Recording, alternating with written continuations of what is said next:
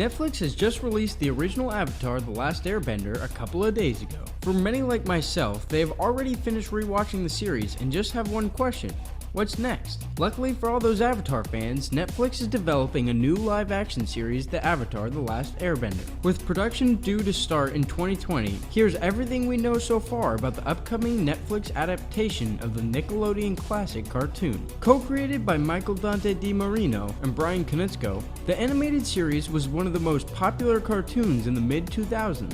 The series spawned an equally popular, but not nearly as good spin-off series in 2012 known as The Legend of Korra. For anyone who is concerned at all about the plot of the live-action story, they have nothing to fear. The creators wanted the live-action to closely follow the story that was told in the animated series. In the world of the Avatar: The Last Airbender, civilians is split and divided amongst 4 nations. Named after the elements, the 4 nations are the Air Nomads, Earth Kingdom, Fire Nation, and the Water Tribe. In each nation, only a select few people known as the Benders can use their nation's element by using the regional martial arts and their telekinetic powers. The only user capable of using all 4 elements is the Avatar. Aang is the latest Avatar in the Air Nomads. After sleeping for 100 years in the Avatar state, Aang is awoken by Katara and Sokka of the Water Tribe. Learning of the war ravaged by the Fire Nation, Aang, with the help of his new friends, must master the abilities of the remaining elements so he can bring harmony amongst the nations. Who's in the cast of Avatar: The Last Airbender?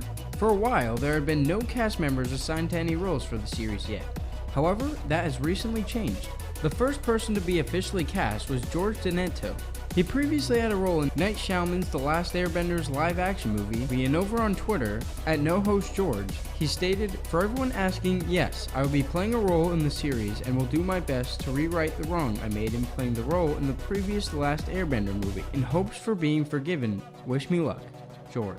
So what he was referring to is the small speaking role that he had as a Tea House child in the previous live-action remake. The Tea House child was a Fire Nation resident who was asked by Zoku to recap the story of Zoku's exile to him, and Iroh's retold the events after Zoku's Enki Kai duel. Now this was 10 years ago when George was just a little kid. Now he has grown up and he's obviously going to have a different role, although I have no idea if it's going to be an active character or just make a small cameo. The 2 executive producers had the following to say on the casting of the series. "We are thrilled for the opportunity to helm this live-action adaptation of Avatar: The Last Airbender. We can't wait to realize Aang's world as cinematically as we always imagined it to be, and with a culturally appropriate, non-whitewashed cast." In January of 2020, Daniel Richmond posted that the series is looking for mostly Asian cast and a 12 to 14-year-old Asian kid to play Aang. The original creators have returned to produce Avatar: The Last Airbender. That's right, the brains behind the world of Avatar have returned. Unlike the previous live adaptation, the creators will serve as an executive producer and showrunners. That means Avatar is in good hands once again, and we can all forget about the horrendous live-action film that tainted the franchise and brought great dishonor. Composer Jeremy Zuckerman is also returning to compose the music for the live-action remake, which is music to our ears. The series is still in pre-production, so we're expecting the script is currently being written and the cast members are being searched for. It was originally reported back in late 2018 that the full production would begin in 2019. In late May, Brian Konietzko shared an update on the production of the show, saying, "We're moving into a new office space, transitioning into the next phase of production. Our core team is growing, we're writing, planning, and testing. Though there's plenty that's new for us in this live-action process, we've been on this long roller coaster ride twice before, and took a lot of climbs and twists and turns that feel familiar. Right now, everything seems slow, we're itching to speed up, but before we know it, everything will be moving too fast and happening all at once. For those of you who are eager to see this new series, and asking if we have a trailer yet, thank you for your enthusiasm, sincerely. But you wouldn't want the version of the series that was made within 9 months. Too much Hollywood fare is fast-tracked, and the results speak for themselves. Thankfully for us, this season of Netflix is committing to doing it right." In September of 2019, Brian Konietzko shared some old storyboard pictures, which are from the original animated series, but going through them for inspiration for the upcoming series. Among the other announced crew members, including Jin Cho-lee, who is working as a concept designer on the series. His previous roles have included the work of Disney's Big Hero 6, 2006 Beowulf, and Cloudy with a Chance of Meatballs. Some pictures were circulated in early September 2019 with concepts and early filming pictures, but those have since been debunked. In October 2019, Production Weekly stated that the show was still in active development and the production is scheduled to start in 2020. How many seasons of Avatar: The Last Airbender can we expect to see? The animated series has a total of 3 seasons, and despite there being rumors of a 4th season, this was debunked by series co-creator Brian Konietzko. What this means for Netflix is that there will more than likely be at least 3 seasons of the live-action series of Avatar. If Netflix wishes to prolong the series and make it last longer, then each season could be split into 2 parts, which effectively makes 6 seasons of television to be enjoyed. Where is the series being filmed? We now know that some of the filming locations for the live-action series earlier in 2019, they were scouting places up in Canada for filming.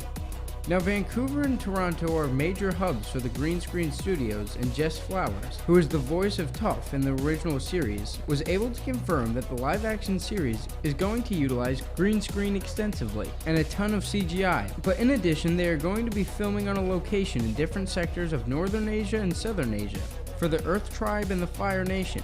Now, they want to film in these regions so they can be as true to the animated series as possible. Does the series have any affiliation with the 2010 live-action film? The series has absolutely no affiliation with the 2010 live-action film, and this is a huge sigh of relief for anyone concerned that it would turn out like the 2010 remake did. How long are the episodes going to be? Whereas the animated show had a weekly 30-minute episodes, the live-action adaptation is going to have a 1-hour episode released all at the same time, which is similar to the other Netflix shows such as The Witcher series and Stranger Things. Netflix is pouring tons of money per episode to the live-action Avatar series to complete alongside the success of The Witcher. Now, we don't know how many episodes are planned for Season 1, but it's suspected that there's probably going to be 8 to 10 episodes per season instead of the usual 10 to 13 episodes. This is because each episode should have a similar budget to the Witcher series. And the original show had 3 seasons, which were booked 1, 2, and 3. But it's not likely that Netflix is going to go with this approach. The showrunners have expressed that they don't want to just do a retelling of the original show, but they also want to expand on the overall story. They want to focus on more of the individual characters. This has led many to speculate that the book number 1 is probably going to finish sometime in Season 2. That would mean Netflix is probably hoping for between 5 to 6 seasons. Why did Netflix just release the original series? Most likely, Netflix was trying to gain traction and hype for their upcoming live-action series.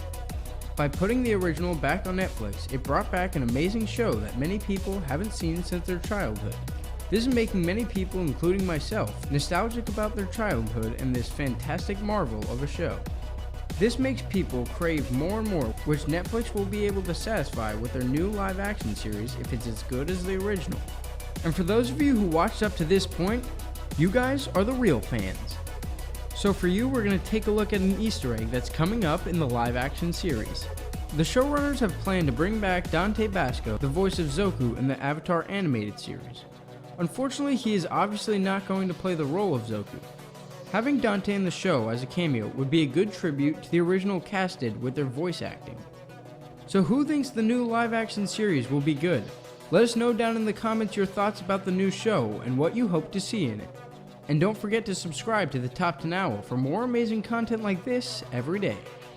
And definitely leave a like if you think that Netflix should bring back the Cabbage Guy for the live-action series, as well as cast The Rock to play the Boulder.